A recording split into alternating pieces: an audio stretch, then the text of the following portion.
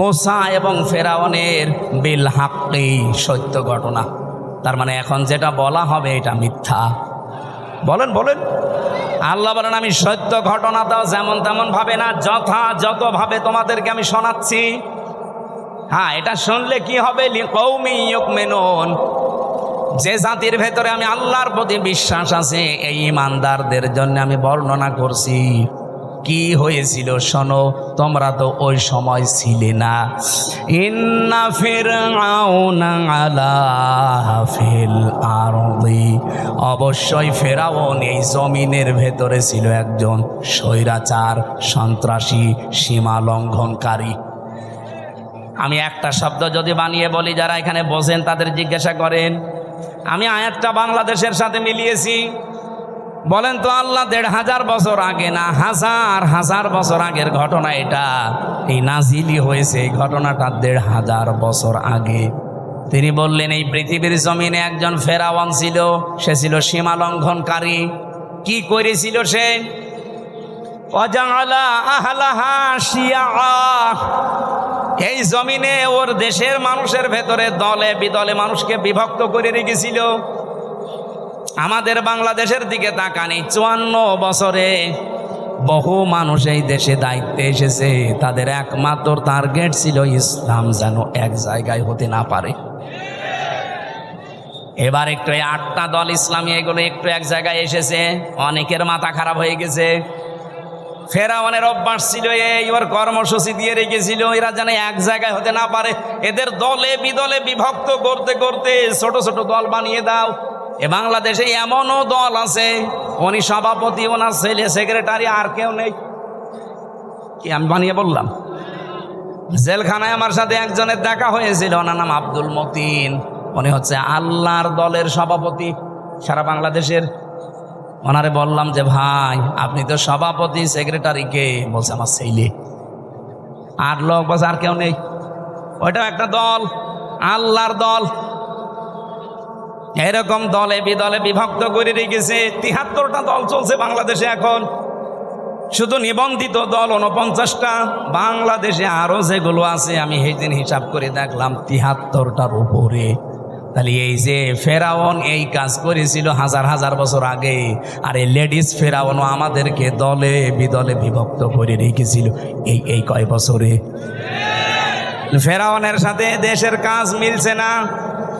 ফেরাউনের কাজ আর একটা ছিল, ইস্তাদঈফু তাইফাতাম মিনহুম ইউযাব্বিহু আবনাহুম ওয়া ইস্তাহয়ী নিসাহুম।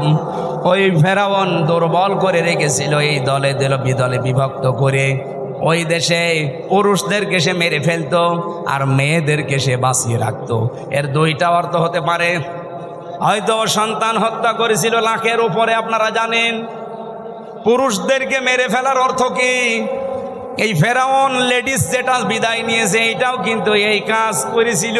পুরুষদেরকে সরাসরি হয়তো জবাই করে মেরে ফেলেনি, কিন্তু একটা মানুষ যোগ্যতা সম্পন্ন হওয়ার পরে শুধু দলীয় পরিচয় দেখে তার চাকরি হয়নি, তার মানে তাকেও মেরে ফেলার সাথে। আমি কথা বোঝাতে পারিনি?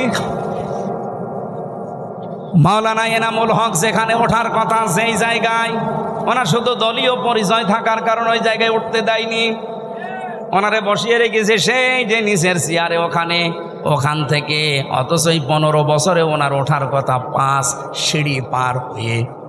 এই যে উঠতে না দেওয়া এটাও মেরে ফেলার শামিল। এই কথা বলে না কেন? আমার সামনে আমি নিজে মনে করেন আমার রোল নাম্বার ১, ৫০ নাম্বার যার, তারে এনে আপনি বসিয়ে দিয়েছেন চেয়ারে। বলেন তো আমাকে মেরে ফেলা কিনা? ফেরাউন এটা করেছিল ওই জামানায়, আর এই জামানায় ফেরাউন এখন ঠিক এই কায়দায় পুরুষদেরকে অলরেডি শুধু ইসলাম মানার কারণে মেরে ফেলেছে। ঢাকা বিশ্ববিদ্যালয়ে মাদ্রাসার ছাত্র ছাত্রীরা ভর্তি হতে পারবে না, অথচ আমার চাইতে অনেক অগা আছে ভার্সিটি ভর্তি হতে পারবে। ইসলামকে তারা কোন জায়গায় নিয়েছে? ক্লাস 5 এবং 8-এ বৃত্তি পরীক্ষায় আগে 100 মার্ক ছিল, এই জালেমরা এসে ওইটাও তুলে দিয়েছে। এর যে কিছুদিন আগে 2 নবীর নাম নিয়ে যিনি বসে আছেন, ডক্টর মোহাম্মদ ইউনুস। কয় নবী? 2 নবীর নাম। অথচ গানের মাস্টার নিয়োগ দিল, শরীর চর্চার মাস্টার নিয়োগ দিল, 1 থেকে 5 পর্যন্ত একটা আলেম মাওলানা নিয়োগ দিতে পারে নাই। এই কথা বললেন না কেন? এই দাবি নাটোরবাসী করে কিনা যে আমরা প্রত্যেকটি প্রতিষ্ঠানে 1 থেকে 5 পর্যন্ত একজন আলেম মাওলানা টিচার চাই? এই দাবি আছে কার? দেখে লিল্লাহি তাকবীর। হ্যাঁ দেখেন তো, হাত তোলেন কে? দেখেন, এটা রেকর্ড হচ্ছে, তোলেন। আপনি কোরআনের পক্ষে আছে এটা আজকে হাত তুলে দেখান। ডক্টর মোহাম্মদ ইউনূসের কাছে যদি নাও যায়, এটা আরো সে চলে গেছে ইনশাআল্লাহ। ইব্রাহিম নবীর পক্ষে একটা ব্যাঙ প্রসাব করেছিল, তাই আল্লাহ তারে কবুল করে নিয়েছে, তার প্রসাবও পাক।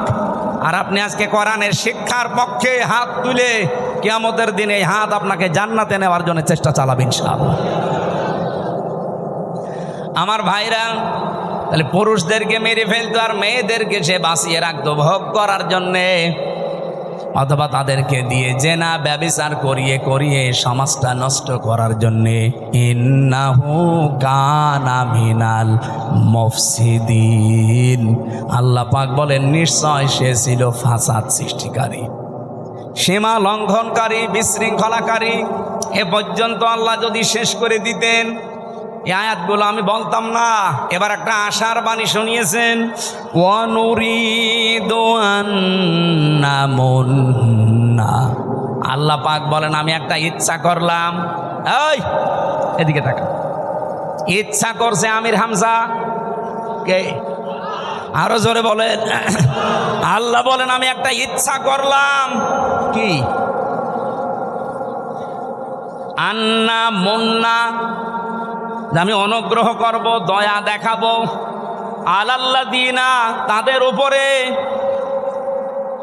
আলাল্লাযীনা ইসতুদঈফু ফিল আরদ, এই জমিনের ভেতরে ফেরাউন যাদেরকে দুর্বল করে রেখেছিল, জুলুম, অত্যাচার, নির্যাতনের স্টিম রোলার চালিয়ে যাদেরকেও দুর্বল করে রেখেছিল ওই বনি ইসরাইল মুসা নবীর দলকে, আমি চাইলাম, আমি আল্লাহ ইচ্ছা করলাম তাদেরকে জমিনে একটু কিছু দয়া দেব। কি দয়া দেব? যে ওদের ধোঁকাবাজিতে, ওদের প্রতারণায়, ওদের কথা মতে বিরোধিতা করতাম। এখন দেখছি এই দেশে ইসলাম ইউনিয়ন থেকে সংসদ পর্যন্ত পূর্ণাঙ্গভাবে চালানোর সব জায়গায় লোক আছে জামাত ইসলামের। অন্য কাউকে দিলে তারা পারবে না, অন্য কোন হুজুর পার্টিকে দিলে তো পারবেই না। এমনকি জেনারেলকে দিলে আপনি দেখবেন বাবা শাহজালাল সব হালাল হয়ে গেছে। আমরা কি ওই দৃশ্য আর দেখতে চাই না? চ্যাম্পিয়ন হয়েছে পরপর কয়েকবার, এবার এই দেশ চ্যাম্পিয়ন হবে ইসলাম দিয়ে ইনশাআল্লাহ। এই জন্য আমি নাম নিলাম না, কারণ আলেমদের একটা মর্যাদা আছে। এরা যদি ফিরে আসতে চায় তাহলে এরা আল্লাহর দরবারে আলেম, আর যদি এই অবস্থায় থাকে এদের মরণ হবে বালাম বিন বাওরার মতো। আলেমদের মর্যাদা এত বেশি পড়েছি আমি হাদিসে। বিশ্বনবী জানিয়েছেন কিয়ামতের দিন, আমি এটা এই যে কয়েকদিন আগে আসলাম মদিনা থেকে, মদিনার ইমাম যিনি মসজিদে নববীর অনেক খুতবা দিচ্ছিলেন এলেমের উপরে, ওনার শেষ কথা ছিল এইটা। হাদিসটা উনি আরবিতে পড়ার পরে ব্যাখ্যা করছিলেন আবার আরবি দিয়ে। আমি বাংলায় বলছি, উনি যে কথা বললেন এটার সারমর্ম এটা, কিয়ামতের দিন আলেমদেরকে আল্লাহ যখন বিচার করবেন ওদেরকে আল্লাহ পর্দা দিয়ে ঘিরে নেবেন, আলাদাভাবে ঘিরে নিয়ে বলবে, মাওলানা এনামুল হক এই করেছিলি? জিজ্ঞাসা করবে এই করেছিলি? প্রত্যেকটা কথার জবাব দেওয়া লাগবে যে হ্যাঁ। রব্বুল আলামিন ওর মুখের কাকতি মিনতির দিকে তাকিয়ে বলবে, গোপনে তোরে মাফ করে দিলাম, কাউকে বলবি না, জান্নাতে চলে যা। কিন্তু সে আলেমও তো আবার থাকা লাগবে। আপনি যদি কোরআনের কোনো বক্তব্য জানার পরেও দুনিয়ার কোনো স্বার্থ পেয়ে, সিদ্ধি পেয়ে যদি গোপন করে রাখেন, আপনি আল্লাহর দরবার আর আলেম নেই, আপনি পুরা জালেম হয়ে গেছেন। আল্লাহ শব্দটা উল্লেখ করলেন আজলাম, এটা সুপারলেটিভ ডিগ্রি। এর চাইতে বড় শব্দ আরবিতে আর হয় না। সব চাইতে বড় জালেম আল্লাহর কাছে ওই লোকটা যে তার জ্ঞান অনুযায়ী, যোগ্যতা অনুযায়ী আমল করে না। এই জন্য যারা এখানে বসে আছে আলেম নাম নিয়ে, তাদের মর্যাদা আর সম্মান এমনি কামনা করি নাই, রব্বুল আলামিন যেন কিয়ামতের দিন ওই হাদিসের আলোকে আমাদেরকেও তার ভেতরে শামিল করে মাফ করে দেন। সামনে বসা মুসলমান ভাইরা, পর্দার আড়ালে সম্মানিতা মা এবং বোনেরা, প্রাণপ্রিয় নাটোরবাসী, আমার বাড়ি তো খুব বেশি দূরে না, কুষ্টিয়া। আমি কুষ্টিয়া থেকে অন্তত 1-150 কিলোমিটারের ভেতরে যদি আসি, আমার মনে হয় যে আমি বাড়িই বসে আছি। এর চাইতে একটু দূরে গেলে মনে হয় যে পাশের গ্রামে গেলাম। যেহেতু পাশাপাশি আছে, এখনো 100 কিলো হয়নি, 80 কিলো আর 15 কিলো, 95 কিলো। তো সেই হিসাবে আমার মনে হচ্ছে যে আমি কেবল ম্যাডামের কাছে খাবার খেয়ে এই যে উঠলাম। সুতরাং আমরা ঘন্টাখানিক সময় যাচ্ছি, একটু গরম লাগছে বেশি। পেছনে এখানে ফ্যানটাই যে এই জায়গায় দেওয়া যায় না, মানুষের ডিস্টার্ব হয় এই জায়গায়, অথবা এই যে এটা এই জায়গায় দেয়। আরে ভাই, কে কাকে কি বলেন? যারা দায়িত্বে আছে এদের বলেন না কেন? আর এখানে হাঁ করে বসে আছেন কোন কারণে? এই শিবির কি করেন আপনি? ধরেন।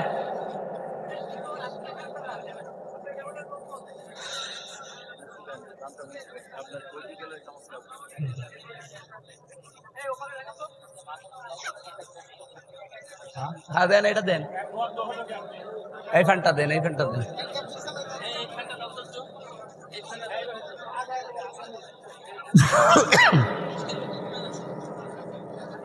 এটা একটু সরিয়ে দেন, ঠিক আছে। সুবহানাল্লাহ আলহামদুলিল্লাহ লা ইলাহা ইল্লাল্লাহ, সুবহানাল্লাহ আলহামদুলিল্লাহ লা ইলাহা ইল্লাল্লাহ, লা ইলাহা ইল্লাল্লাহ মুহাম্মাদুর রাসূলুল্লাহ। ঠিক আছে, আওয়াজ বন্ধ করেন। হ্যাঁ বসেন, এবার বসেন। আমার ভাইরা, কোরআনে কারিম থেকে আমি যতটুকু বাস্তবতা বুঝেছি, আমার বয়স কম হতে পারে আপনার তুলনায়, কিন্তু বিশ্ব দেখা আপনার তুলনায় অনেক এগিয়েছে আল্লাহ আমাকে। আমি দেখেছি এই পৃথিবীর ময়দানে কাউকে যদি আল্লাহ দিন কায়েমের জন্য কবুল করেন, তাকে আল্লাহ কয়েকটা জিনিস আগে দিয়ে দেন। সূরা শূরার 13 নম্বর আয়াতে এটা আপনি পাবেন, শেষের দিকে আছে, আল্লাহু ইয়াজতাবি ইলাইহি মাইয়াশা ওয়া ইয়াহদি ইলাইহি মাইয়ুনিব। রব্বুল আলামিন বলেন, আমি আল্লাহ যাকে এজেতেবা করি, পছন্দ করি, মনোনীত করি, নির্বাচিত করি, যাকে আমার ভালো লাগে, এই মানুষটাকে আমি দুনিয়াতে দিন কায়েমের জন্য নিয়োজিত করে দেই। ও পৃথিবী একদিকে দিয়ে দেবেন, দিন কায়েমের আন্দোলন ওর কাছে একদিকে আল্লাহ করে দেবে। আল্লাহ বলেন, আমি কেন করি জানো? ওয়া ইয়াহদি ইলাইহি মাইয়ুনিব। যে লোকটা দুনিয়াতে মন থেকে আমি আল্লাহর দিনের দিকে সত্যিকার অর্থে ফিরে আসতে চাই, তাকে আল্লাহ এইভাবে নির্বাচিত করেন। আপনি আন্দাজে আসতে পারবেন না, আপনার মন আগে দিনের দিকে ফিরে আসা লাগবে ইখলাসের সাথে। সুতরাং এই দেশে যারা দিন কায়েমের জন্য চেষ্টা চালায়, আপনি বিশ্বাস করতে পারেন আল্লাহ আপনাকে সবার ভেতর থেকে বেছে নিয়েছেন, নির্বাচিত করেছেন, পছন্দ করেছেন, মনোনীত করে ফেলেছেন। এর আগের শব্দে আপনি তাকান, যারা মুখস্থ আছে আপনি দেখেন যে বাড়িতে সূরা শূরার 13 নম্বর আয়াতের শেষের আগে আছে, কাবুরন আলাল মুশরিকিনা মা তাদউহুম ইলাই। হে নবী, আপনি যেদিকে মানুষকে ডাকেন যে আসো আমরা সবাই আল্লাহর বিধান কায়েম করি, কারণ আপনাকে শুধু আমি না, পৃথিবীর যত নবী পাঠিয়েছি মাত্র 2 জন নবীকে বাদ দিয়ে প্রতিটা নবীর ওপরে আমার আদেশ ছিল, আন আকিমুদ্দিন ওয়ালা তাতাফাররাকু ফি, যেদিন কায়েম করো, আল্লাহর বিধান জমিনে কায়েম করো, এ বিষয়ে কোনো মত পার্থক্য করবা না।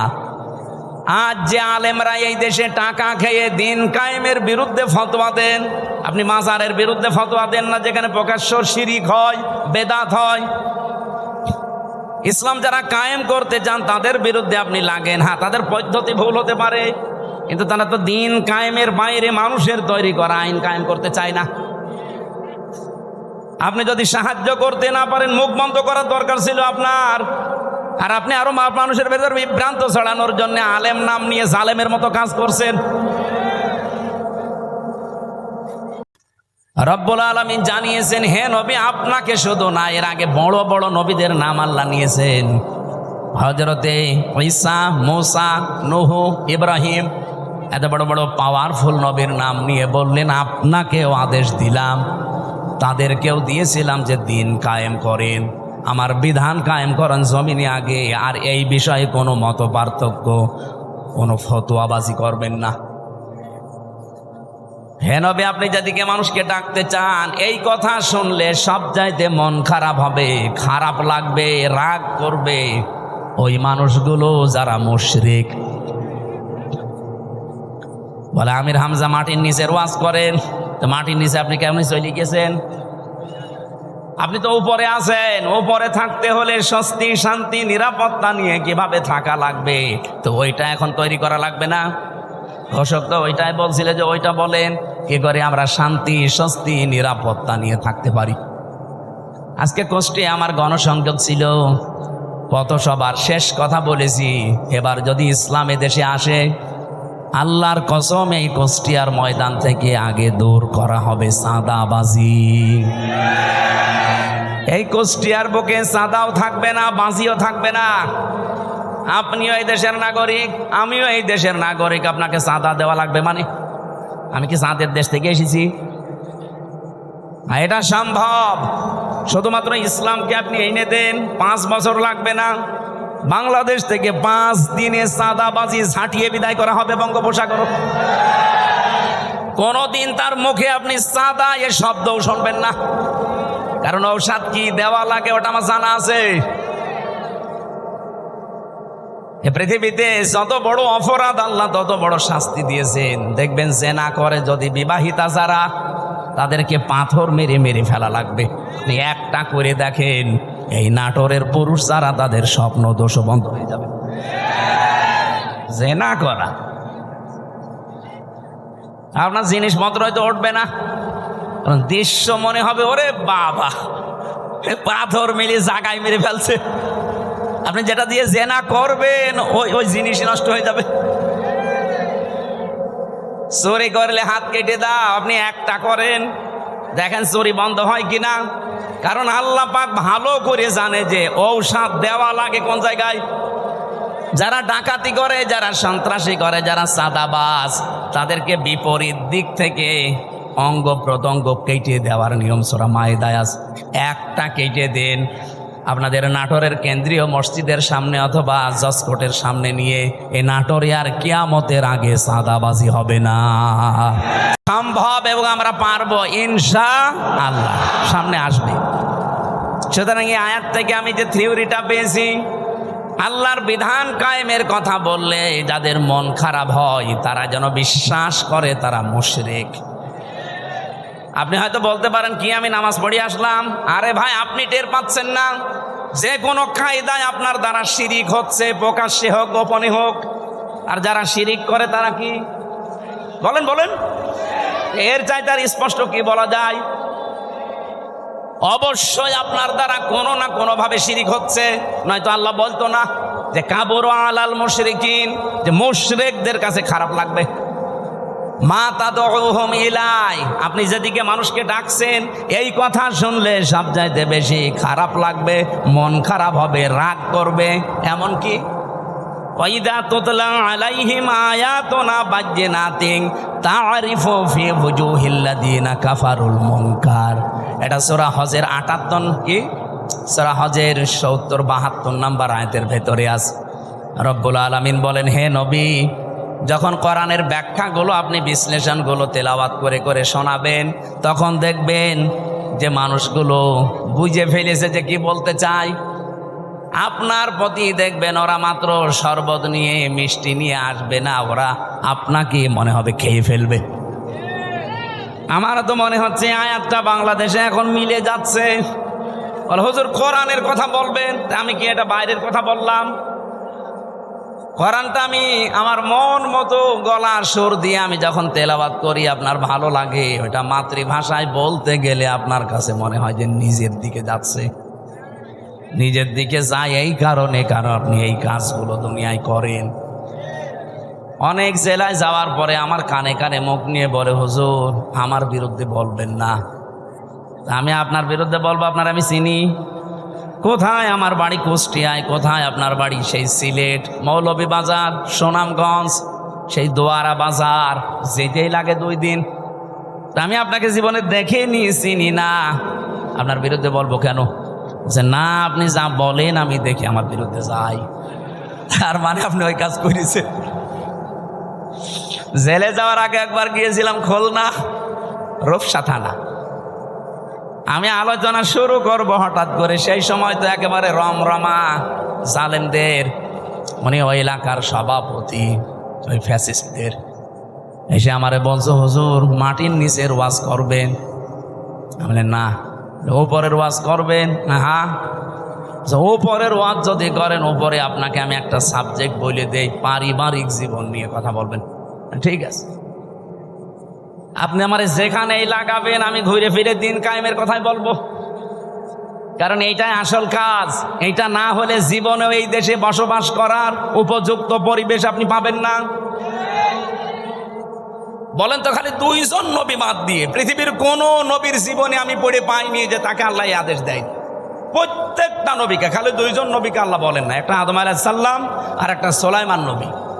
কারণ আদম নবীর সময় মানুষজন ছিল না, আর সুলাইমান নবী ওনার বাবার কাছ থেকে রাজত্ব পেয়েছিলেন, তো উনি আবার কি কায়েম করবে? বাকি কোন নবীর জীবনী পড়ে আমি পাইনি যে তাদেরকে আল্লাহ নির্দেশ দেয়নি যে আনাকিমুদ্দিন, দিন কায়েম করবে। নামাজ পড়া যেমন ফরজ, এমনকি বহু নবীর জীবনে আমি পড়েছি তাদের জীবনে নামাজ ছিল না, তাদের জীবনে রোজা ছিল না, কিন্তু তাদের জীবনে দিন আল্লাহর বিধান কায়েম করা লাগবে এইটা ছিল। আল্লাহর বিধান আরো আছে যেগুলো, ওইগুলো। আমার ভাইরা, এখান থেকে আপনার জন্য আমার যেটা বক্তব্য, যদি আপনার মন খারাপ লাগে তাহলে আপনি বুঝে নেবেন যে আপনার দ্বারা যেহেতু শিরিক হচ্ছে আর আপনি মুশরিক, মুশরিকের কোনো ইবাদত কবুল হওয়ার সম্ভাবনা আছে। এতটুকু বললেন কি আছে আপনি জানেন? কোরআনে কারিমে এত কঠিন কথা মুশরিকদের বিরুদ্ধে, অকদিমনা ইলা মা আমিলু মিন আমালিন ফাজআলনাহু হাবাআম মানসুরা। কিয়ামতের দিন মুশরিকদের আমল নামাটা আল্লাহ এভাবে দেখবে, যেই দেখবে শিরিকের ওটা ধুলি কণার মতো মুখের উপরে নিক্ষেপ করবে। আজ তো শুনতে খারাপ লাগছে, কিয়ামতে কোটি কোটি মানুষের সামনে যখন নিজের কাজ কারবার ধোলার মতো নিক্ষেপ হবে তখন টের পাবেন।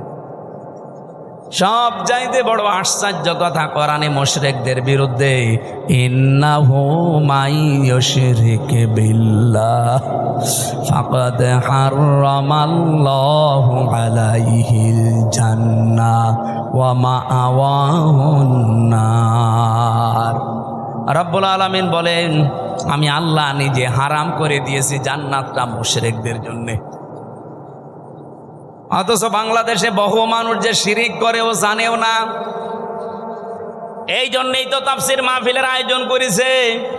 আমরা জেনে হোক না জেনে হোক শিরিক করে যদি মুশরিকি হয়ে যায়, তা কিসের ঈদগায় মাহফিল দিয়েছেন, কিসের মসজিদ বানাচ্ছেন? আশা করছে আপনার আজকে বিবেক খুলবে। আরে ভাই, আপনি আমল না করেন, ইমানটা নিয়েও যদি যেতে পারেন তাও তো জাহান্নামে যাওয়া লাগবে না। আর ইমানও আপনি এনেছেন, শিরিকও করছেন, আপনি জান্নাত আপনার জন্য হারাম। এতটুকু আল্লাহ যদি শেষ করে দিতেন আমি আয়াত বলতাম না, ওমাওয়াহুন নার, আল্লাহ তার আশ্রয়স্থল বানাবে জাহান্নাম। আমার তো আয়াত পড়ার পরেই বাংলাদেশের দিকে তাকিয়ে ভয় হয়, এদেশের বহু মানুষ অলরেডি শিরিক করে জাহান্নামী হয়ে গেছে। নাটোরবাসী বড় ভালোবাসি আপনাদের পাশের জেলা, খুব ভালো করে খেয়াল করে দেখেন শিরিক জীবনে হচ্ছে কিনা। বলতে পারেন যে না, আমার জীবনে শিরিক নেই। কে বলেছে আপনাকে? শিরিকের এক কথায় জবাব হচ্ছে, আল্লাহ যেটা পারে ওইটা অন্য কেউ পারে, এই কথা বিশ্বাস করার নাম শিরিক। বলেন এবার আপনার জীবনে আছে কিনা? হ্যাঁ, এখানে খুব বেশি নড়াচড়া হচ্ছে না, আর বন্ধ করে দেন। আল্লাহ যেটা পারে পৃথিবীর অন্য কেউ এটা পারে, এই বিশ্বাস করার নাম বলেন বলেন। আপনি দেখেন তো আপনার ভেতরে আছে কিনা। সন্তান দিতে পারে কে?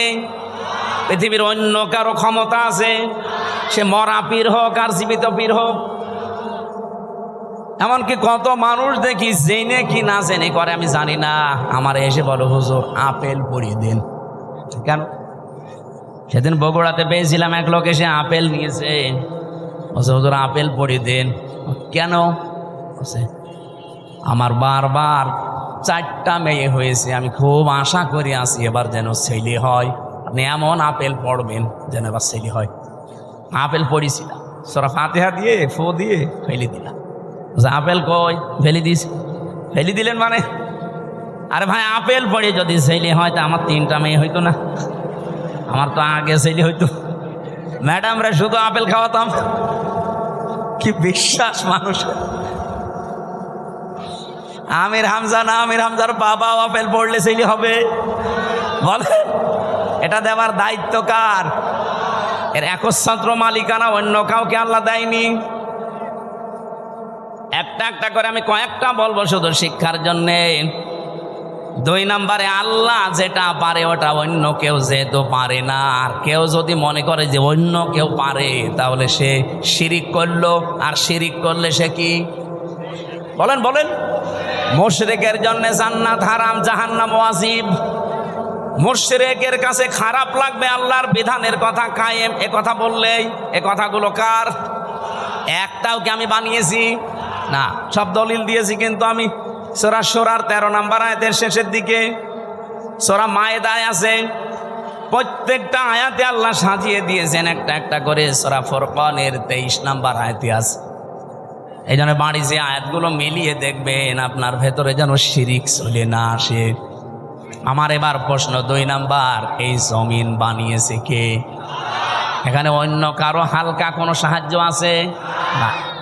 আপনি হিন্দুকেও জিজ্ঞাসা করেন, উনিও বলবে জমিন আল্লাহ বানিয়েছে। আল্লাহ যদি নাও বলে ভগবান বানিয়েছে। তো ওরা যাদের ভগবান বলে, আমরা আল্লাহ বলি, জিনিস একই। ওরা হয়তো ওই বাপ দাদার নিয়ম নীতি মেনে আসতেছে, এই জন্যে সরাসরি বলতে পারে না। এই দিন জমান নামাজ পড়িয়েছি কুষ্টিয়ায়। ওখানে 100 ঘর হিন্দু, কয়েক ঘর মুসলমান একটা মসজিদ বানিয়েছে। ওরা মন্দির দেখাতে নিয়ে গেল। বড় বড় যারা মানে হর্তা কর্তা সব এসে বলছে, আপনার ওয়াজ আমরা শুনি। ওয়ালা ইন সাআলতাহুম মান খালাকাস সামাওয়াতি ওয়াল আরদা লা ইয়াকুলুন্না আল্লাহ। হে নবী, আপনি যদি আবু জেহেলকেও জিজ্ঞাসা করেন আসমান জমিন কে বানিয়েছে, ও বলবে আল্লাহ বানিয়েছে। তো ওদের ভেতরেও দেখলাম হ্যাঁ এরকম একটা পরিবেশ আছে, কিন্তু মুখ ফুটে বলতে পারছে না। সবার ভেতরে আমার আল্লাহ আছে, কিন্তু এই মানুষটা হয়তো তার পরিবার অথবা তার সমাজের কারণে মুখ ফুটে বলতে পারে না। যাদের বিবেকটা কাজে লেগে যায় ওদেরকে আর থামাতে পারে না। সেদিন যশোরের এক কলেজের অধ্যাপক হিন্দু, ওনারে বলেছিলাম যে স্যার আপনি তো BCS ক্যাডার, আপনার জ্ঞান আছে আমি জানি, আপনি আমার ধর্মীয় গ্রন্থ কোরআন আরবিতে পড়ার দরকার নেই, আপনি পড়তে পারবেন না। আপনাকে আমি ইংরেজি ভার্সন দিচ্ছি অথবা বাংলা, একবার বুঝে বুঝে পড়াটা পড়বেন। 3 মাস সময় দিয়েছিলাম যে 3 মাস পরে আপনার সাথে আমি দেখা করব। 3 মাস পরে দেখি আল্লাহর বান্দা নিজের থেকেই মুসলমান হয়ে গেছে। এজন্য বিবেক যদি হালকা কাজে লাগে, ওরে আর আপনি ধরে রাখতে পারবেন না। কারণ পৃথিবীর মানুষ সবাই জানে যে পৃথিবীর সব ধর্মগুলো ভুয়া ধর্ম, বানানো ধর্ম, শুধু ইসলাম আল্লাহ পাঠিয়েছেন। এই জন্য অন্যান্য ধর্মে যারা আছে, বাইরের দেশগুলোতে গেলে আমি দেখেছি খ্রিস্টানদের সাথে আমি কথা বলেছি, ইহুদিদের সাথে বসে কথা বলেছি, ওদের চেহারা দেখলে আপনি জীবনও টের পাবেন না যে ইহুদি। আমার তো আর জব্বা কত বড়, আমার চাইতে বড় জব্বা গায়ে দেয়। আমার তো আর দাড়ি কয়টা, আবার দাঁড়িয়ে পর্যন্ত, মাথায় পাগড়ি বাঁধা। ওর স্ত্রীর সাথে আছে 5-6টা ছেলে মেয়ে, হাত মোছা পা মোছা পরা। দেখলে মনে হবে যে জিবরাইলের ছোট ভাই।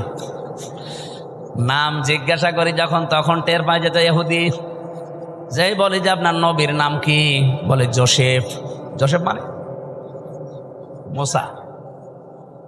ইহুদি মুসা আলাইহিস সালামের অনুসারী দাবি করে।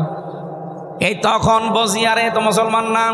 জোসেফ বলছে মানে মুসা নবীকে মেনে চলে ওরা, যদিও মুসা কেউ মানে না। খ্রিস্টানদের সাথে দেখা হয়েছিল আমেরিকায়। জিজ্ঞাসা করলাম ভাই ইংরেজিতে হ্যালো ব্রাদার, ওনারে আমি যত ভালো প্রশ্ন করলাম একটা একটা করে, প্রথম প্রশ্ন ছিল যে আপনার হোয়াট ইজ ইয়োর নেম। ওনার নাম বলার পরে আমি টের পেয়েছি যে না, এ মুসলমান না। কারণ ইহুদির নামের সিরিয়াল আমি জানি, খ্রিস্টানদের নামের সিরিয়াল আমি জানি, বৌদ্ধদের নামের সিরিয়াল আমি জানি। এর নাম শুনলেই বুঝি। যখন বলি যে আপনার নবীর নাম কি, হোয়াট ইজ ইয়োর প্রফেট, ও তখন বলছে আমার নবীর নাম হচ্ছে যিশু। যিশু মানে ঈসা। বলেন তো এই যে মানুষগুলোকে প্রথমে দেখলে আপনি জীবনেও সাইন করতে পারবেন না।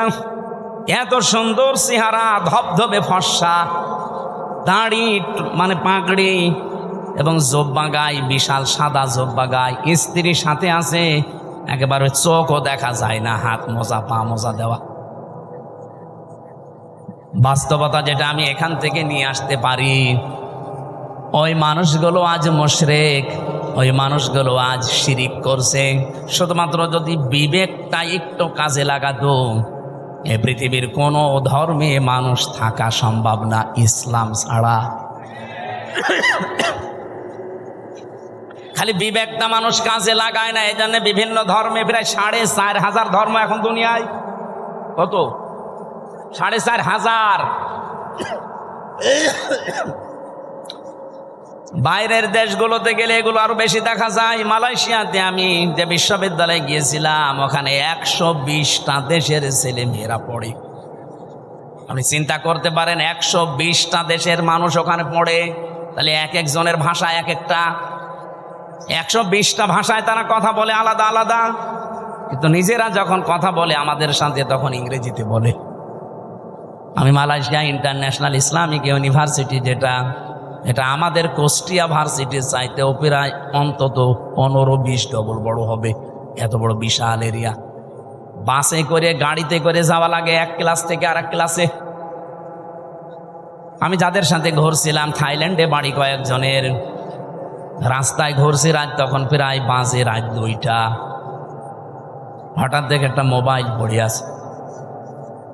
আমারে উনি ওনার ভাষা দিয়ে বলছে আপনার বাড়ি তো বাংলাদেশে।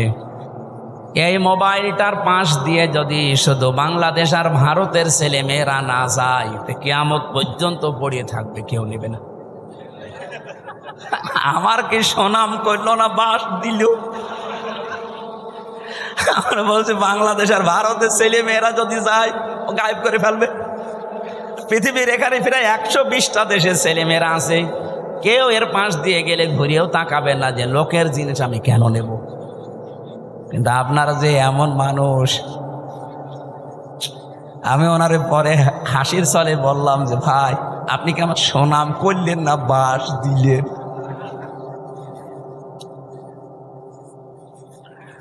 আমি যে কথা তুলেছিলাম, আজ বিবেকটা কাজে লাগিয়ে একটা বিসিএস ক্যাডার মাত্র 3 মাসের ভেতরে, উনি আরবিও পড়ে নাই, শুধু বাংলা আর ইংরেজি ভার্সন পড়ে অলরেডি মুসলমান হয়ে গেছে। আর আপনার কি হয়েছে? এবার আসেন, যারা বিশ্বাস করে যে জমিন আসমান আল্লাহ বানিয়েছে, আবু জেহেল যদি বিশ্বাস করে থাকে, না কিছু লাগবে, একটু ভালো করে শোনেন তো, আপনি কোন দিকে তাকান? ওয়াজ দিয়েছেন আপনি, যদি না শোনেন না আরো অ্যাক্টিভ হওয়া লাগবে। এভাবে ক্লাস করে মানুষ? আপনি কি পাস? না, আপনি তো মানে ক্লাস করতে হলে অ্যাক্টিভ হওয়া লাগে। এইভাবে ক্লাস করা যায়? এই যে স্যার বসে আছে, জিজ্ঞেস করেন তো, এইভাবে ক্লাস নয় মানুষ। আরো অ্যাক্টিভ হন ভাই। আমি যে কথা বলি ওখান থেকে দেখবেন একটা শিক্ষা বের হবে। আমি আন্দাজে কোনো কথা পাঁচাল পারি না, অবশ্যই এখানে একটা শিক্ষা আছে, নাই তো বলতাম না। কি আছে সেইটা বের করার জন্য এই যে আন্টি শান্টি করছি। রব্বুল আলামিন বলেন যেহেতু আসমান আর জমিন আমি বানিয়েছি, আলা লাহুল খালাক ওয়াল আমরু তাবারাকাল্লাহু রাব্বুল আলামিন। বানিয়েছেন যিনি, হুকুম চলবে তার, এ বিধান কার? তাহলে আপনার বিবেকের কি বলে যে জমিন আসমান আল্লাহ বানিয়েছে আর এখানে চলবে মানুষের তৈরি করা আইন? একটা কথা হইল। তাহলে আল্লাহ যেটা পারে ওইটা অন্য কেউ, তাহলে জমিন আল্লাহর বিধান চলবে, আল্লাহর এখানে অন্য কারো বিধান চলতে পারে না। যদি অন্য কারো আইন, অন্য কারো বিধান আপনি চালাতে চান, আপনি অবশ্যই শিরিক করছেন। আর শিরিক করলে লোকটা কি? এইরকম মুশরিকের কাছে আল্লাহর বিধানের কথা বললে মন পাওয়া যাবে? তার কি হবে? রাগ হবে, গা জ্বলবে, মারতে আসবে। তাহলে বাংলাদেশে এবার বলেন তো 92% মুসলমান আমরা না 92% মুশরিক? আমাদের রাগ হয় কেন? দোষ তো আপনার না, আপনি শিরিক করে ফেলছেন। জমিন আল্লাহর, আপনি নিজে বলছেন এখানে আইন চলবে আল্লাহর, অথচ আপনি এমন এক দল করেন যে দল আল্লাহর আইন বিশ্বাস করে। তাহলে আপনার শিরিক হচ্ছে না? আর এই কথাটা আমি একটু বাংলা, ইংরেজি, আরবি মিলে বলতে গেলে আপনার রাগ হয় না? এরপরও আমি জানি কিছু মানুষের মন ফিরবে না, কারণ ওদের আবু জেহেলের মতো খতম করে দেওয়া। খাতামাল্লাহু আলা কুলুবিহিম ওয়া আলা সামিইহিম ওয়া আলা আবসারিহিম গিশাওয়া ওয়া লাহুম আযাবুন আযীম। হে নবী, আমি ওদের অন্তরের উপরে মোহর লাগিয়ে দিয়েছি। আপনি যতই সুন্দর করে বলেন, নবীজি আবু জেহেলের কাছে 350 বারের উপরে দাওয়াত নিয়ে গেছে, এরপরও লোকটার মন তৈরি হয়। আমার মনে হয় 350 বার না, আমি তো আপনার কাছে এই 11.5 বছর তো আমি ময়দানে, 3 বছর নয় জেলে ছিলাম, বাকি সময় তো বহুবার আপনি আমার আলোচনা, আলেমদের আলোচনা শুনেছেন, এরপরও আপনার পরিবর্তন হয় না। আলেমরা কি কোনো দিন বলেছে এই জমিনে আমরা আমার বাবার আইন তৈরি করতে চাই? সবারই এক কথা সামারাইজ করে দেখবেন, সবাই বলতে চাই এই জমিনে আমরা আল্লাহর আইন চাই। এইটা শুনলে যদি কারো রাগ হয়, সে যেন বিশ্বাস করে তার দ্বারা কোনো না কোনো ভাবে শিরিক হচ্ছে, আর শিরিক হলে সে লোকটা মুশরিক, এই জন্য তার গা জ্বলে। এবার কার খারাপ লাগবে এবার আপনি নিজে মিলিয়ে নেন, আপনি কি আসলে মুসলমান না মুশরিক? দরুদ আর সালাম পাঠ করার মাধ্যমে আমরা তেলাওয়াতকৃত আয়াত, যেটা আমি ছোট্ট ছোট্ট 2টা আয়াত পড়েছি, 6666টি আয়াত, এটা প্রসিদ্ধ, আর বিশুদ্ধ হচ্ছে 6236টা আয়াত। এর ভেতরে মাত্র 2টা আয়াত পড়েছি, আমি আগে পরও পড়তে পারতাম। এই 2টা আয়াত থেকে কিছু কথা তাফসির আকারে শোনাতে চান। আপনারা তাফসির মাহফিল লিখেছেন, অথচ এখন চলছে নবীদের জন্মের মাস, সিরাত লিখে দিলে আমরা ওইভাবে সাজাতাম। যেহেতু তাফসির লিখেছেন, আমরা তাফসির আকারে কথা বলবো, শুনবেন তো নাকি? রাখবেন। আমি আগে একটু তেলাওয়াত করে তাফসিরের যে মূল নীতি আছে 15টা একটা একটা করে বলবো, এরপরে আমরা ভেতরে যাব। আউযু বিল্লাহি মিনাশ শাইতানির রাজিম। তিলকা আয়াতুল কিতাবিল মুবিন। এখান থেকে এবার একটা শিক্ষা বের হবে। রব্বুল আলামিন বলেন তিলকা, এই আয়াতুন, এটা বহু বচন, এই আয়াতগুলো যেগুলো এখন আপনাদের সামনে আমি বলবো, এই আয়াতগুলো হচ্ছে আল কিতাব। কিতাবের আগে আলিফ লাম আছে, এরপরে আছে মুবিন। আল্লাহ পাক বলেন এটা স্পষ্ট কিতাবের আয়াত। আমার প্রশ্ন হচ্ছে, কোরআন কি স্পষ্ট না অস্পষ্ট? না না, আপনার বলা ঠিক হয়। আপনি তো স্পষ্ট না কোরআন আপনার কাছে, এনামুল ভাই বললে বলতাম। আপনার এখন যদি আমি পেটে বোম মারি, তিলকা মানে কি বলতে পারবেন? আপনার কাছে স্পষ্ট হয় কি করে? তার মানে আমি ওই মানের লোক চাচ্ছিলাম। এখান থেকে ডানে বামে আলেমগুলো যদি বলতো স্পষ্ট, আমি কম প্রশ্ন করতাম না। যারা সবাই একবারে বললেন আমার কাছেও কোরআন স্পষ্ট না, আপনি মিথ্যা বলেছেন। কিতাব যদি আপনি স্পষ্ট করতে চান, কিতাবের কাছে আসা লাগবে। কথা বলেন না কেন? আপনি এই যে বয়সে আছেন, এই বয়সে এখন মাদ্রাসায় ভর্তি হয়ে সময় দিতে পারবেন? এই কথা বললেন না? আপনার বয়স এখন 55 বছর, আপনি এখন মাদ্রাসায় ভর্তি হয়ে সময় দিতে পারবেন? ওই 8 বছর 9 বছরে ভর্তি হয়ে যেভাবে পড়ছে পারবেন না। কিন্তু আল্লাহর একটা বিশেষ অনুগ্রহ এই বাংলাদেশের উপরে, এই দেশে এখন এমন একটা মাদ্রাসা, এমন একটা বিশ্ববিদ্যালয় আছে যেখানে ভর্তি হয়ে গেলে আপনাকে কোরআন শিখাবেই। সেটা বাংলাদেশে জামাত ইসলামী। আপনি হয়ে দেখেন, 15টা পয়েন্ট পূরণ করা লাগে প্রতিদিন। এই লোকটা খুব শিক্ষিত না, আমি ওনাকে চিনি, ম্যাট্রিক পাসও করে নাই, কিন্তু এই জায়গায় আসার কারণে ওনাকে বিশ্ববিদ্যালয়ে ভর্তি হওয়ার সিস্টেম করে দেওয়া হয়েছে। প্রতিদিন কোরআন শরীফ শুদ্ধ করে পড়া লাগবে, আবার কয় আয়াত পড়বেন বুঝে পড়েন না, আন্দাজে পড়েন, আবার লেখা লাগবে। 1 মাস পরে আবার দায়িত্বে যারা আছে তাদের দেখানো লাগবে। এর চাইতে বিশ্ববিদ্যালয় কোথায় পাবেন আপনি? আর আপনার যে বুড়ো বয়সে কোন ভার্সিটি আপনাকে নেবে? যেন আসেন এই বিশ্ববিদ্যালয়ে আপনাকে আলেম বানানো হবে। খুব বেশি দিন লাগবে না, মাত্র 6 মাস আপনি সময় দেন, আমি গ্যারান্টি দিচ্ছি আপনি এই দেশের বহু আলেমের চাইতে জ্ঞানী হয়ে যাবেন। আমার কথার অর্থ আপনি বুঝেছেন? আপনি স্পষ্ট হন কোরআনের কাছে এসে। বহু আলেম কোরআনের এই শব্দগুলো জানে না, কেন আলিফ লাম দেওয়া হয়েছে এটাও বলতে পারে না। আমার মনে হয় এখানে যদি 100 জন আলেম থাকে, 50 জন বলতে পারবে না যে আলিফ লামের নাম কি। আলিফ লাম 4 প্রকার, এখানে যেটা আছে এটা নির্দিষ্ট করার জন্য আল্লাহ দিয়েছেন। কেন দিলেন? এই পৃথিবীতে কিতাব বলতে একটাই, কোরআন শরীফ। কোরআন বাদ দিয়ে পৃথিবীর যত বই আছে সব কোরআনের ব্যাখ্যা। যেভাবেই লেখেন না কেন ওটা কোরআনের ব্যাখ্যার ভেতরে পড়বে। আপনি যদি চাঁদ নিয়ে লেখেন, চাঁদের কথা কোরআনে নেই, বলেন। যদি এই জমিন নিয়ে লেখেন, জমিনের কথা কোরআনে নেই। যেটাই করবেন ওগুলো আসলে কিতাব না, ওগুলো কিতাবের ব্যাখ্যা। কিতাব কয়টা? আরো জোরে, কেমন কিতাব? স্পষ্ট বলেন। আল্লাহ পাক বলেন, আলহামদুলিল্লাহিল্লাযী আনজালা আলা আবদিহিল কিতাবা ওয়া লাম ইয়াজআল লাহু ইওয়াজা। প্রশংসা করা লাগবে আমার। কেন? আমি আমার বান্দাকে কিতাব দিয়েছি। কিতাব কেউ দিতে পারে না, আল্লাহ নিজে পাঠিয়েছেন এটা তার বান্দার কাছে। এমন কিতাব দিলেন, ওয়া লাম ইয়াজআল লাহু ইওয়াজা, যে কোরআনের ভেতরে, কিতাবের ভেতরে কোনো বক্ষতা নেই, যেখানে কোনো গোপন কথা আপনি পাবেন না। কোরআনে যা আছে সব স্পষ্ট কথা, সব ওপেন কথা, কোনো গোপন কথা আছে? আরো জোরে বলেন। এই জন্য কোরআনের নিয়মই এইটা, এর কাছে যদি কেউ বুঝে শুনে আসে, সে আর জীবনেও গোপন থাকে না, সে ওপেন হতে চায়। আর আমরা এমন কিতাবের আলেম, এত স্পষ্ট চলছে দুনিয়া এখন, এত সহজ হয়ে গেছে, এরপরেও বলে হুজুর আমি গোপনে আছি। কে কিতাব পড়ে আলেম হয়েছে যে এতদিনে গোপন থাকা লাগবে? হযরত ওমর যেদিন শুধু কোরআন পড়েছিলেন সূরা তাহা, সঙ্গে সঙ্গে তিনি ওপেন হয়ে গেছেন। আর আমরা এমন হুজুর সারা জীবন তো গোপনে আছি, এখন একটা সুযোগ এসেছে তাও বলছে গোপনে আছি। ও মনে হয় কিয়ামতেও গোপনে থাকবে।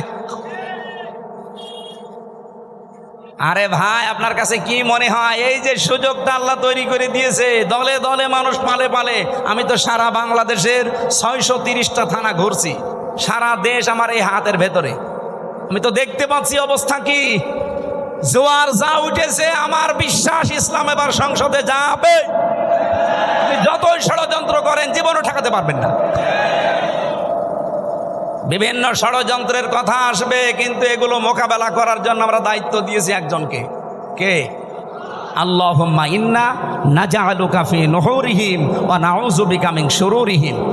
আমার জেলখানার 3 বছরের তাহাজ্জুদের নামাজের দোয়া ছিল এটা। আল্লাহ, ইসলামের বিরুদ্ধে, আমার বিরুদ্ধে এই দেশে যারা ষড়যন্ত্রে মেতে আছে, আমি তো পারলাম না, তোমাকে দায়িত্ব দিলাম, এদের ষড়যন্ত্রের বিরুদ্ধে তুমিই যথেষ্ট। আল্লাহ পারবে না ইনশাল্লাহ? উনি যে পারবে তার প্রমাণ জাহাঙ্গীরনগর, যেখানে টয়লেটের ভেতরে নামাজ পড়া লাগতো ইশারায়, সেখানে আজ আল্লাহু আকবার ধ্বনি উঠতেছে। সুবহানাল্লাহ বলতে পারেন না? সংসদেও ইনশাল্লাহ আল্লাহু আকবারের ধ্বনি এবার যাবে। এখনো যারা আলেম, যারা ইমাম, যারা খতিব, এরা যদি বলে যদি আমি ইসলামের পক্ষে কাজ করি, আর ইসলাম যদি এবার না যায় তাহলে আমার ইমামতি থাকবে তো? আরে ভাই, আপনি ইমামতি নিয়ে আসেন, ইমামতি থাকবে না মানে? শুধু ইমামতি থাকবে না, ওই কমিটির উপরে আর নির্ভরও করা লাগবে না। ইসলাম গেলে আপনার বেতন দেওয়া হবে রাষ্ট্র থেকে। পশ্চিমবঙ্গে আমি বেশি থাকতাম আগে, কারণ এই সমস্ত জায়গায় তো আল্লাহর ওলিরা আসতে দিত না। তখন ওই জায়গায় থাকতাম পশ্চিমবঙ্গে। পুরা এলাকা আমি এই বাংলাদেশের মতো চষেছি, ওই পশ্চিমবঙ্গ পুরাটা মমতা ব্যানার্জি। ওই দেশের ইমামদের সাথে খতিবদের সাথে মিলে দেখলাম ওরা একটা হিন্দু দেশ, অথচ ওখানে ইমাম, মুয়াজ্জিন, খাদেম আর খতিব 4 জনের বেতন দেওয়া হয় রাষ্ট্র থেকে। মমতা ব্যানার্জি একটা হিন্দু মহিলা, সে যদি বেতন দিতে পারে ইমামদের, খতিবদের, মুয়াজ্জিনদের, আর আমরা ইসলাম নিয়ে গেলে ইমাম, মুয়াজ্জিন, খাদেম, মাদ্রাসা, মসজিদ, আলেম ওলামার বেতন রাষ্ট্র থেকে দিতে পারবো না? শুধু যে টাকা পাচার হয়েছে ওইটা নিয়ে আসতে পারলে তো কিয়ামত পর্যন্ত বেতন দেওয়া যাবে। আপনি জানেন কত টাকা পাচার হয়েছে? এক দরবেশ 36,000 কোটি টাকা পাচার করেছে। 36,000 কোটি। আমার মনে হয় আমার মতো হামজারে কিয়ামত পর্যন্ত গুনতে দিলে আমি গণিত শেষ করতে পারবো না। একজন দরবেশই যদি এই করে, তাহলে যারা ধরবেশ ওরা যে কি করেছে। সেদিন মনে হয় সিঙ্গাপুরে ছিলাম, যে হোটেলে উঠেছিলাম না, মালয়েশিয়া, 118 তলা হোটেল। আমি আর এক হোটেলে আমি বললাম এত জায়গা এত দূরে আমার দেখিয়ে না, আমার কাছে দিন। ওই হোটেলটাও 75 তলা। 75 তলার উপরে উঠে আমি জ্বালানা খুলে দিয়েছি, আমার মনে হচ্ছে যে একটা জান্নাতের মতো বাতাস আসতেছে। ওখান থেকে বললাম একটু নিচে যেয়ে দেখি তো খাবার পাওয়া যায় কিনা। নিচে যেয়ে নামলাম, নেমে দেখি 2 জন বসে বসে রাত 2টা বাজে চা খাচ্ছে। আমি চেহারা দেখে বুঝে ফেলেছি। আমি যে সালাম দিলাম আসসালামু আলাইকুম, ও তো বলবে যে ওয়ালাইকুম আসসালাম না, ও যে হুজুর আমরা আগে পালিয়েছি। একটা সালামের জবাব হইল, আমি দিলাম আপনার সালাম আর আপনি বলছেন আমরা আগেই পালিয়েছি। কি বলেন আপনি? না, ওই 4 তারিখে দেখলাম যে ভালো না, চলে এসেছি। তাই আপনি এই হোটেলে আছেন, অথচ আপনার তো শুনেছি যে কত 620টা বাড়ি ওর। না না, ওই যে ভূমি মন্ত্রী ছিল যেটা সাইফুদ্দিন জাবেদ নাকি না, ওর সাথে আর এক শয়তানও আছে। বলছে হুজুর আমার সাহেব পাড়া আছে মালয়েশিয়ায়, আমার কানাডাতে বাড়ি আছে বেগমপাড়া, লন্ডনে আছে, এই যে এখানেও আছে পাশের রাষ্ট্র সিঙ্গাপুরে, কিন্তু আমি যেতে পারি না। এই দেশে 20 লাখ বাঙালি থাকে, আমি যদি বাইরে যাই আমার ভত্তা পানি থাকে। খুব গোপনে আসি, নামি না। এই যে রাত 2টো বাজে নেমেছি, আপনি আমার জন্য দোয়া করে। দোয়া আপনার জন্য আসবে, কি দোয়া করব? এখন দোয়া করলে তো বদ দোয়া হবে। আপনি কি করেছেন? 620টা বাড়ি মানুষ বানায়, আমার একটা বাড়ি, তাই আমি মনে হয় বছরে 2-3 মাস থাকতে পারি, বাকি সবসময় রাস্তায় থাকি। আপনি কবে থাকবেন বাড়িতে? এই জন্য এদেশের আলেম ওলামারা এখনো যে ভয়ে চিন্তায় আছে। কোনো ভয় নেই, আপনার কোনো চিন্তা নেই। ইসলাম এবার আসবেই, আর আপনারা সবচাইতে বেশি সুযোগ সুবিধা পাবেন, সে কওমি বলেন, আলিয়া বলেন, খারেজি বলেন, যাই বলেন। কিন্তু কিছু আলেম নামধারী এদেরকে এই বাম আর রামরা এখনো পর্যন্ত পেছনে লেগে আছে। জামাত ইসলামী বাংলাদেশের বিপক্ষে একটা কথা লাগিয়ে দেন, এরা আসলে নাকি মাদ্রাসার বেতন বন্ধ করে দিবে। এটা শয়তান বিশ্বাস করবে? এটা আপনার কথা না, আমরাও জানি। আপনাকে দিয়ে রাম আর বামরা বলাচ্ছে।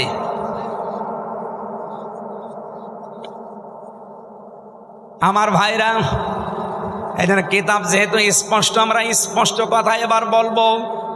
এটা যদি কেউ রাজনীতির গন্ধ খুঁজে মনে করেন এটাও আমাদের মতো ধান্দাবাজি, এক চোর আর একজন কেউ চোর মনে করে, এই কথা বলেন না কেন?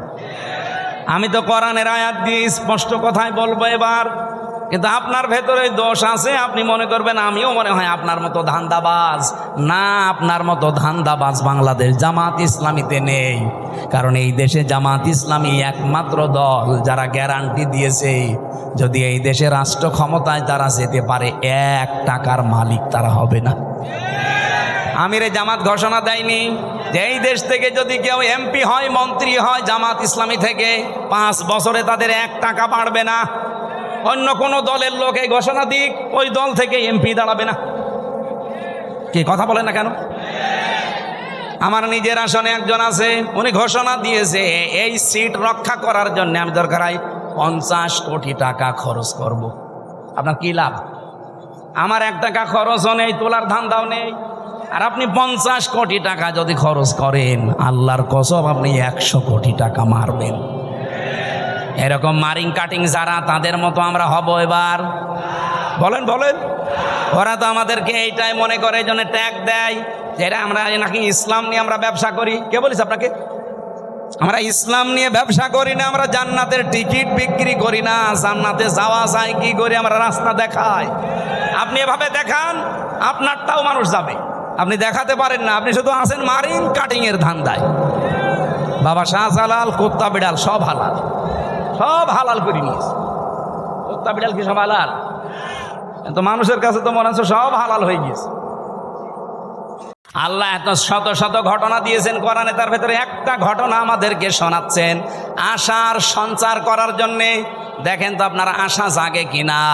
নাতলু আলাইকা মিন নাবাই মূসা ওয়া ফিরআউনা বিল হক। নাতলু মানে আমি তেলাওয়াত করছি। কে বলেন বলেন? আল্লাহ বলেন আমি তেলাওয়াত করছি আলাইকা, আপনার কাছে বা আপনার উপরে আমি তেলাওয়াত করছি আপনার নিকটে। মিন নাবাই, ঘটনা থেকে। কার ঘটনা? মূসা ওয়া ফিরআউনা, মূসা এবং ফেরাউনের বিল হাক্কি, সত্য ঘটনা। তার মানে এখন যেটা বলা হবে এটা মিথ্যা। বলেন বলেন।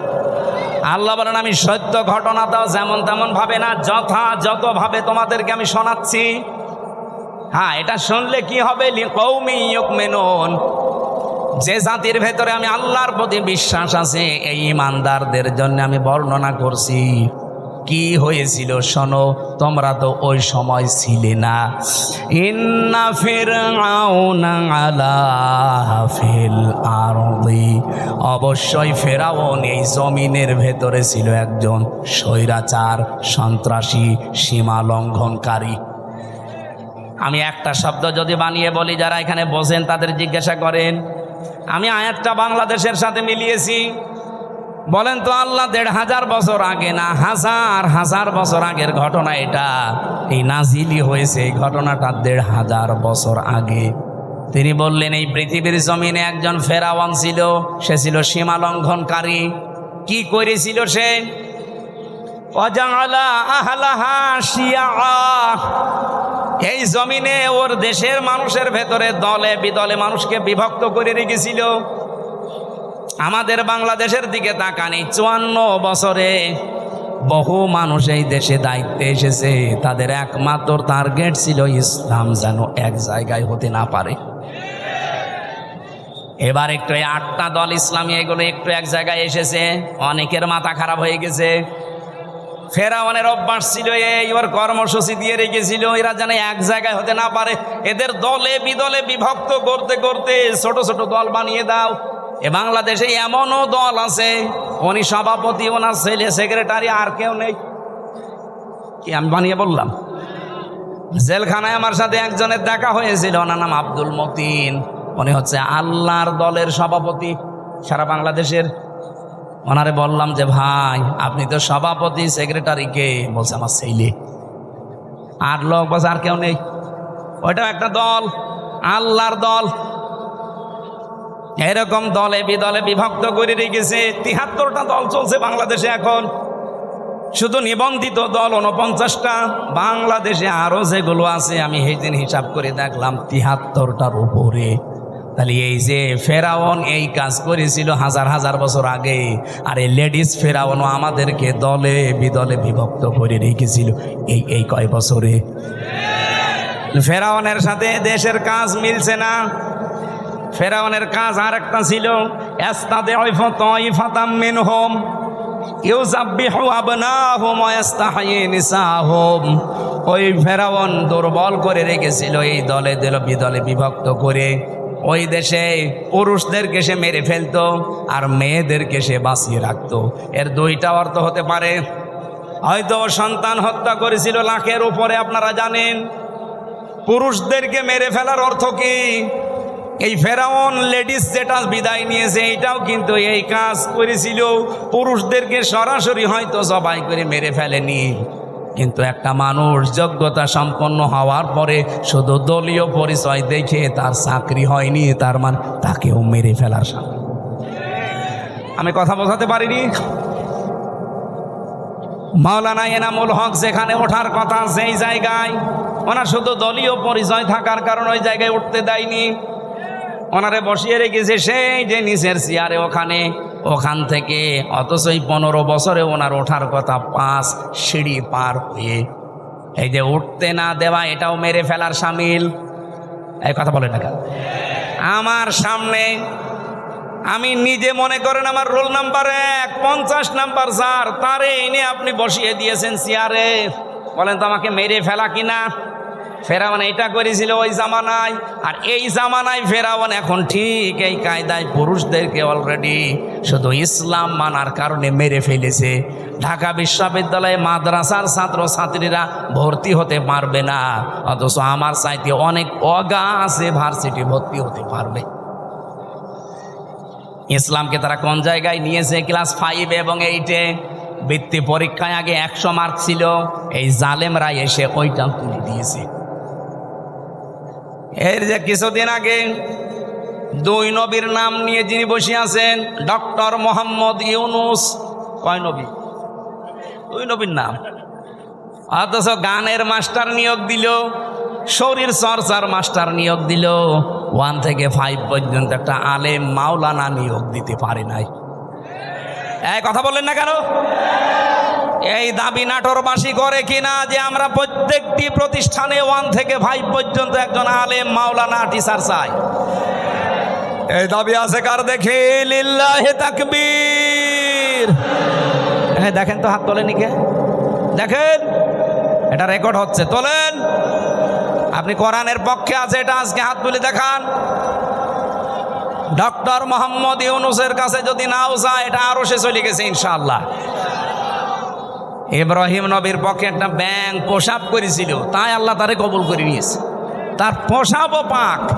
আর আপনি আজকে কোরআনের শিক্ষার পক্ষে হাত তুলে কিয়ামতের দিনে এই হাত আপনাকে জান্নাতে নেওয়ার জন্য চেষ্টা চালাবেন ইনশাআল্লাহ। আমার ভাইরা, তাহলে পুরুষদেরকে মেরে ফেলতো আর মেয়েদেরকে সে বাঁচিয়ে রাখতো ভোগ করার জন্যে, অথবা তাদেরকে দিয়ে জেনা ব্যভিচার করিয়ে সমাজটা নষ্ট করার জন্যে। ইন্নাহু কানা মিনাল মুফসিদিন, আল্লাহ পাক বলেন নিশ্চয় সে ছিল ফাসাদ সৃষ্টিকারী, সীমা লঙ্ঘনকারী, বিশৃঙ্খলাকারী। এ পর্যন্ত আল্লাহ যদি শেষ করে দিতেন, এই আয়াতগুলো আমি বলতাম না। এবার একটা আশার বাণী শুনিয়েছেন, ওয়ানুরিদু আন্নামুন্না, আল্লাহ পাক বলেন আমি একটা ইচ্ছা করলাম। এই এদিকে তাকা, ইচ্ছা করছে আমির হামজা কে? আরো জোরে বলেন। আল্লাহ বলেন আমি একটা ইচ্ছা করলাম। কি? আন্না মুন্না, আমি অনুগ্রহ করব, দয়া দেখাবো, আলাল্লাযীনা, তাদের উপরে, আলাল্লাযীনা ইসতুদঈফু ফিল আরদ, এই জমিনের ভেতরে ফেরাউন যাদেরকে দুর্বল করে রেখেছিল, জুলুম, অত্যাচার, নির্যাতনের স্টিম রোলার চালিয়ে যাদেরকেও দুর্বল করে রেখেছিল বনি ইসরাইল মুসা নবীর দলকে, আমি চাইলাম, আমি আল্লাহ ইচ্ছা করলাম তাদেরকে জমিনে একটু কিছু দয়া দেব। কি দয়া দেব? ওয়ানাজআলাহুম আইম্মাতান, আমি চাইলাম যে তাদেরকে জমিনের নেতা বানাবো। আল্লাহ কিন্তু নেতা বানার আরম্ভ করে দিয়েছে। হ্যাঁ, কথা বলেন না কেন? এতটুকু না, ওয়ানাজআলাহুমুল ওয়ারিসিন, আমি চাইলাম এই জমিনের উত্তরাধিকারী তাদেরকে বানিয়ে দেব। আমার তো মনে হচ্ছে খাপের খাপ মুমতাজের বাপ মিলে যাচ্ছে। এখন যদি মনে করেন না ওদের সাথে মেলছে, আমাদের সাথে মেলে না, আপনার সাথে মেলবে কি করে? আপনার আদর্শ আছে, আপনার চরিত্র আছে। রাত 9টার পরে তো আপনার পা ঠিক মতো মাটিতে পড়ে না। আপনার চরিত্র কিসের? আপনি লাল পানি খান, আপনি ডাল খান, আপনি বাবা খান, আল্লাহ কাদের উপরে দয়া করেছে এটা দেখা লাগবে। যাদের উপরে ফেরাউন জুলুম অত্যাচার নির্যাতনের স্টিম রালি চালিয়েছিল, আমার তো মনে হচ্ছে 54 বছরে যাদের উপরে মিথ্যা তহমত দিয়ে উল্টাপাল্টা কথা দিয়ে জাতির কাছ থেকে আলাদা করে রেখেছিল, বিশেষ করে 15.5 বছরে সবচাইতে বেশি জুলুম অত্যাচার নির্যাতন যে দলের ওপরে করা হয়েছে, ওই দলকে আল্লাহ একটা অনুগ্রহ দিয়ে তাদেরকে জমিনের নেতা বানাবে এবং শাসন ক্ষমতা তুলে দেবে। আপনি বলেন মিলছে কিনা? যদি না মেলে আমি আয়াত পড়বো না। আমার তো কোরআন হাদিস পড়ে দেখতে পাচ্ছি, হ্যাঁ একেবারে 100% মিলে যায়। অনুমাক্কিনা লাহুম ফিল আরদ, আল্লাহ বলেন আমি চাইলাম জমিনে আমি তাদেরকে ক্ষমতায় বসাবো। অনুরিয়া ফিরআউনা ও হামানা ও জুনুদাহুমা, আর আমি দেখাবো ফেরাউনকে হামানকে, হামান মানে মন্ত্রী, ফেরাউনকে আল্লাহ দেখাবে। এখন লেডিস ফেরাউন এখনো বেঁচে আছে, ওকে আল্লাহ দেখাবে। এমনকি ওর মন্ত্রী পরিষদ যারা পালিয়ে আছে তাদেরকেও দেখাবে। ও জুনুদাহুমা, এমনকি তার সৈন্যবাহিনী, তার দলের লোক যারা, তাদেরকেও আল্লাহ নিজে দেখাবে। এখানে ফাইল কর্তা আল্লাহ নিজে। কি করবেন? মিনহুম মা কানু ইয়াহযারুন, যাদেরকে নিয়ে ওরা সবসময় ভয়ে থাকতো, যাদের বিরুদ্ধে মিথ্যা তহমত দিয়ে জাতির কাছ থেকে আলাদা করে রাখতো, আল্লাহ তাদেরকে বসিয়ে ওদেরকে দেখাবে। এই সিদ্ধান্ত কার? আপনার রাগ হয় কোন কারণে? আজ ডাকশো জাকশো রাকশো চাকশো শাকশো সব জায়গায় যদি বিজয়ীরা হয়, এই সিদ্ধান্ত নিয়েছেন কে? আরো জোরে। আপনার রাগ হয় কোন কারণে? আল্লাহ সিদ্ধান্ত নিয়ে এটা করছে, জমিনের শাসন ক্ষমতা আল্লাহ তাদের দেবে। এ জমিনের উত্তরাধিকারী এবার হবে ইসলাম। আরো জোরে বলেন ঠিক কিনা? এটা দেখতে চান না চর্ম চোখে? 54 বছর তো বিভিন্ন জিনিস আমরা আনকমন দেখেছি, এবার একটু দেখি না কেমন কি লাগে। খালি ইসলাম 5 বছর লাগবে না, 2 বছর চলবে। এই বাংলাদেশ মিনি জান্নাত যদি না হয়, আপনারা আমার কাছ থেকে বুঝে নেবেন। খালি 2 বছর চলতে দেন কোরআনটা দিয়ে। 500 আইন আছে এর ভেতরে। 151 জন যদি এবার যেতে পারে না কোরআন বুকে নিয়ে, এদেশ ঠান্ডা করতে কাউকে লাগবে না, 151 জনই যথেষ্ট। এক এক অধিবেশনে একটা একটা করে আইন পাশ হবে, আর বাংলাদেশের মানুষের ভাগ্যের চাকা খুলে যাবে। মালয়েশিয়ার মতো দেশ 2004 সাল থেকে 21 বছরে তারা দাঁড়িয়ে গেছে, আর আমরা 54 বছরে দাঁড়াতে পারি নাই, শুধু এই ডাকাতদের কারণে। 1628 জন মানুষ এখন দায়িত্বে আছে। এই মানুষগুলো হযরত ওমরের মতো বানিয়ে দেন, আল্লাহর কসম এই দেশটা মিনি জান্নাত হয়ে যাবে। প্রশাসনের উপরে যেই মানুষগুলো এখন দায়িত্বে আছে, এদের উপরে যে বৈষম্য চলছে, ইসলাম আসলে এটা প্রথম দূর করা হবে। এই যে পুলিশের 2,13,000 পুলিশ আছে। আগের জামানার কথা বাদ দিলাম, জালেমদের সময়, এখন প্রায় 2 লাখ পুলিশই অন্তত ভালো, 13,000 একটু খারাপ আছে। এরপরও ওরা যে বাম হাতের ইনকাম করে, শুধু দোষ ওদের না। আমরা কোরআনে কারিমকে এবার যদি সত্যি জায়গা মতো নিয়ে যেতে পারি, সর্বপ্রথম হাত দেওয়া হবে এই দেশের প্রশাসনে। ওদের প্রথম কাজ হবে, ওরা মেনে চলবে ওদের আইজির কমান্ড। বাংলাদেশে কোনো নেতা খেতা কোনো নেত্রীর কথা ওদের শোনা লাগবে না। 2 নম্বরে 8 ঘন্টা ডিউটির পরে যেই কয় ঘন্টা ওরা ডিউটি করে জনগণের জন্য, ওভার টাইম হিসাবে মাস শেষে বেতন দেওয়া লাগবে। 3 নম্বরে এই যে আজ নাটোর নলডাঙ্গা থানা থেকে, এটা কয় কিলো জানি না আমি, কয় কিলো? 4 কিলো। এই 4-8 কিলো পথ ওরা এখানে এসেছে, এখানে থাকবে সারাদিন। মনে করেন সে দুপুরবেলা এসে এগুলো দেখছে, ওদের খাবার দাবার নাস্তা, এরপরে এই যাওয়া আসার যে বিল, এগুলো কিন্তু ওদের নিজেদের পকেটের টাকা। ওই যা বেতন পায় ওখান থেকে কেটে নেয়, ওখান থেকে খরচ করে। অথচ ওর ওপরে ওর মা বাবা স্ত্রী সন্তান সবগুলো ডিপেন্ডেন্ট। কথা বলেন না কেন? তো ও কি করবে? ওই 32,000 টাকা দিয়ে যখন চলে না, তখন ওই মাম হাতের ইনকাম করে, আর তখন ওদের খারাপ বলি। একটা মানুষ খারাপ হয় কেন? ওই রাস্তাটা বন্ধ করে দেন, ও খারাপ হবে না। পুলিশ যদি এখানে কেউ থাকে, আপনি তারা জিজ্ঞাসা করে দেখেন, আজকে যদি সে দুপুরে এখানে এসে থাকে, খাবার খাওয়া, চা নাস্তা খাওয়া, যাওয়া আসার সব বিল ওর পকেটের। কেন? ও কি ওর বাবার কাজ করছে না আমাদের কাজ করছে? যে সমাজের কাজ যখন করবে, এই বিল সমাজের অথবা সরকারের দেওয়া লাগবে না? এটা দেওয়া হয় না। এরকম প্রত্যেক জায়গায়। আমি যে ওসিকে পড়াতাম কুষ্টিয়ায়, সেই 11 সালে ওনার বেতন ওই সময় মনে হয় কত 42,000 টাকা ছিল, আমার সঠিক মনে নেই। 42,000 টাকা বেতন, অথচ ওনার বউ আর মেয়ে আর ছেলে তিনজন ঢাকাতে যে ফ্ল্যাট নিয়ে থাকে 52,000 টাকা বেতন।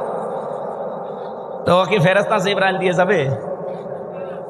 এই কারণে শেষে একটু এদিক এদিক করে বলতে, হুজুর দোয়া করেন আল্লাহ যেন মাফ করে দেয়।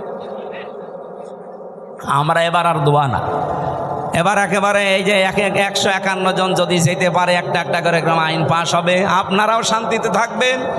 প্রশাসনে হোক, বিচার ব্যবস্থায় হোক, ইসলামী অর্থনীতিতে হোক, সবাই আমরা এই দেশটাকে সাজিয়ে নিতে চাই।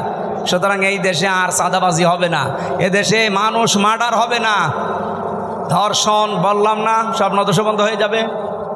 আল্লাহ রাব্বুল আলামিন এরকম একটা পরিবেশ আমরা চাই না। মেয়েরা যারা এসেছে তাদের সম্মান দেবেন, কারণ এই পৃথিবীতে আল্লাহ যখন কারো উপরে রাজি হয়, খুশি হয়, তখন তার বাড়িতে একটা মেয়ে পাঠায়। সুতরাং আমার প্রতি আল্লাহ খুশি হয়েছে আমার বিশ্বাস, কারণ তিনটা মেয়ে আল্লাহ আমাকে দিয়েছেন।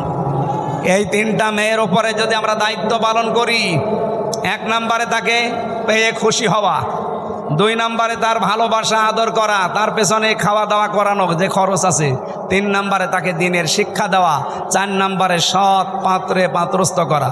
বাকি 3টা আমি আদায় করে অলরেডি ফেলেছি, 4 নম্বরটা বাকি আছে। যদি আমি করতে পারি, নবীর হাদিস যে এই মেয়েটাকে আমাকে জান্নাতে পৌঁছিয়ে দেবে ইনশাআল্লাহ। যাদের মেয়ে আছে তারা খুশি না বেজার? খরচ করছেন তো, দিন শিক্ষা দিচ্ছেন, সৎ পাত্র থেকে পাত্রস্থ করবেন, যার বাম হাতের ইনকাম আছে নাকি। আল্লাহ আমাদের তৌফিক দিন। রাত গভীর হয়ে গেছে, মেয়েদের আরো বিস্তারিত বলতে পারতাম, আমার গলা ব্যথা করছে। মেয়েদের এই বইটা লিখেছি আমি, দাম্পত্য জীবনে যে মারামারি, গন্ডগোল, কলহ, খালি ঝগড়া, এটা মেটাতে হয় কি করে। এখানে 120 পৃষ্ঠা আছে, দাম্পত্য জীবনে কলহ এবং তার সমাধান। এটা একটা মেয়েদের জন্যে, একটা ছেলেদের জন্যে, আর এইটা শুধুমাত্র মেয়েদের জন্যে। এই যে আদর্শ নারী এই স্টেজের পেছনে আছে বা গাড়িতে আছে, যাওয়ার সময় নিয়ে ওনাদেরকে পড়াবেন। আশা করছি পরিবারে শান্তি ফিরে আসবে। আল্লাহুম্মা আমিন। লা ইলাহা ইল্লা আনতা সুবহানাক ইন্নী কুনতু মিনাজ জালিমিন।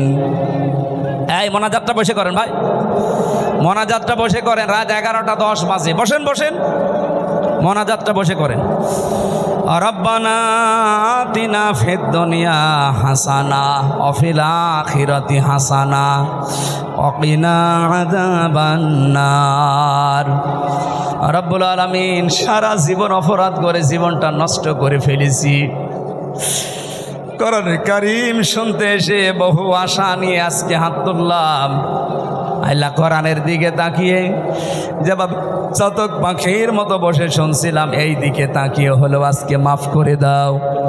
পেছনের অপরাধগুলো শুধু মাফ করে দিও না, জায়গাটা নেকি দিয়ে পাল্টিয়ে দাও। এ মাহফিলে যে সদস্যগুলো আছে, এরাই টাকা পয়সা দিয়ে কোরআনের এই বিশাল আয়োজন। রব্বুল আলামিন এদের টাকা পয়সাগুলো ওসমানের সাথে কবুল করো। রব্বুল আলামিন এই সন্তানদেরকে যে মা পেটে নিয়েছে, মায়ের পেট তুমি খাদিজাতুল কুবরার মতো বানিয়ে দাও। আয় আল্লাহ তাআলা, এলাকায় মাটির নিচে যত মানুষ ঘুমিয়ে আছে, কবরগুলো জান্নাতুল ফেরদাউস বানিয়ে দাও। 3টা বছর জালেমের জেলখানায় আমি নিজে এখনো অসুস্থ হয়ে আছি, আমার স্বাভাবিক অবস্থায় ফিরিয়ে দাও। আমার কণ্ঠটা আল্লাহ তুমি ভিক্ষা দাও, কোরআনের হক কথাগুলো যেন বলতে পারি নির্ভয়ে, সততার সাথে, ইখলাসের সাথে। আমারে তুমি তৌফিক দাও। সম্মানিতা মা বোন যারা এসেছেন, এদেরকে আয়েশার মতো, ফাতিমাতুজ জাহরার মতো বানিয়ে দাও। অনেকে আমরা অসুস্থ আছি, মেহেরবানি করে শেফায়ে কামেলা আজেলা নসিব করো। এলাকায় যারা বসবাস করে, দল মত নির্বিশেষে সব এক হবার তৌফিক দাও, যে এবার তোমার বিধান কায়েম করব। সম্মানিত সভাপতি জনাব মাওলানা ইনামুল হক, তোমার হাসি বান্দা কবুল করো। সহসভাপতি যারা, অনেক আলেমের নাম দেখলাম, প্রধান অতিথি, বিশেষ অতিথি, আল্লাহ যত আলেম এখানে কথা বলেছে, মাওলানা আব্দুল মজিদ ভাই সহ প্রত্যেকটি আলেমকে মঞ্জুর করো। আজকে মাওলানা জহরুল ইসলাম, তহা বিন জহরুল ইসলাম এসেছে, আল্লাহ মঞ্জুর করো। রব্বুল আলামিন, আমার মেয়েটা অসুস্থ, ছোটটা, মেহেরবানি করে শেফায়ে কামেলা আজেলা নসিব করো। আমার মা অসুস্থ হয়ে পড়ে আছে,